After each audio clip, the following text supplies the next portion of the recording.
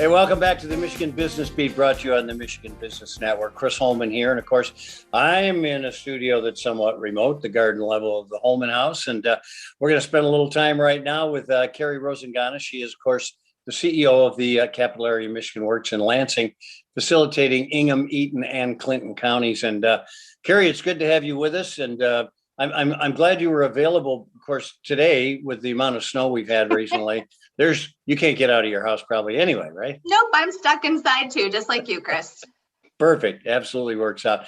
Okay, so let's talk a little bit about February, which is a very important month for a lot of reasons, but in particular for Black History Month. Let's talk a little bit about how employers can celebrate Black History Month, and why is it important they do so?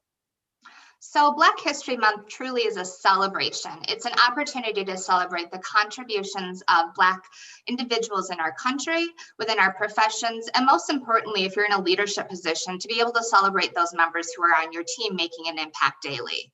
Celebrating is important, but it also needs to be intentional, which is something we've truly found in having this discussion. So part of that is really being authentic and knowing your own organizational culture. Part of it is knowing what your own values are as a leader, and part of it is really understanding the diversity, equity, and inclusion, and ensuring celebration is not performative, but backed up by a company culture that values that diverse perspective and the people who are within your company. So at CAMW, I'm really, really grateful for the trust and energy that our team has put forth in working to authentically engage and explore and celebrate what Black History Month looks like and means to our organization. That kind of dialogue is really authentic to our culture and our organization rather than a forced conversation. And one of the things that I found as I listened to my staff and my team is that for many of our team, it really is a celebration. But I also heard from some others that it really needs to be a time to educate about how our nation must dismantle those systems that are fueling many of the disparities, including within workforce development. So that's what we're going to do.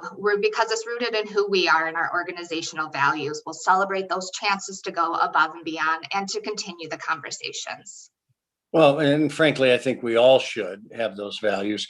So these are not easy conversations sometimes. How can leaders, business leaders, community leaders, how can they confront these questions of race and change within their organizations?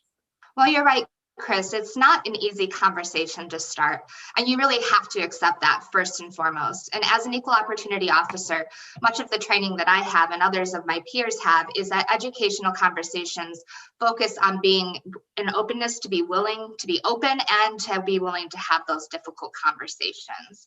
And one thing that's really important to me is that our team knows they can come to me with important topics that matter to them. And Black History Month is an opportunity for leaders to continue the daily work, to listen and to learn.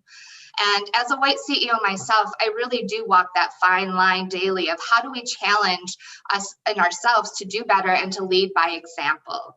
And I question sometimes how to authentically engage and support while recognizing my own privilege. And it's something that I think we all need to do as leaders. So I'm incredibly grateful to have that team at my office willing to talk and come to me when we need to have that dialogue, and to really have my role be to facilitate those conversations and know that trust is really necessary as you're having them. Well, and let's face it, as hard as it is to initiate these conversations, it's even harder to initiate change. And let's talk a little bit about what leaders can do to impact that change. So first and foremost, we have to hold ourselves and our people and our peers accountable. And we have to hold ourselves accountable first and foremost. We have to accept feedback as much, if not more, than we give it.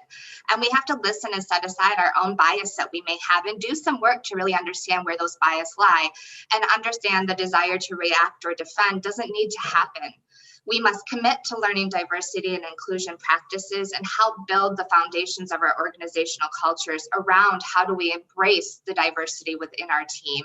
And we have to hire people who really have some of that background if we don't have the time to do it ourselves. Know where those experts are within the field and know where they can come in to fit in your team to help you with those conversations that you're having. And really, we need to begin and continue conversations about race with our peers. We need to be willing to stand up to those injustices and to help each other learn and listen. Carrie, let's talk a little bit about this. And I know your answer is going to be anecdotal because there aren't statistics for this, but do you feel there's a trend more to these inclusion circumstances?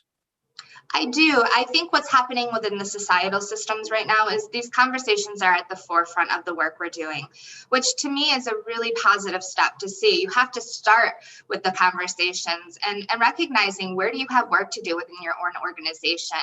And we're seeing a lot more conversations with business leaders and within organizational cultures that really are trying to center themselves on building a diverse workforce because they recognize the value in doing that will help lead to more successful retention efforts and really being able to learn from the experts within the field that may look different than us and come with their own experiences.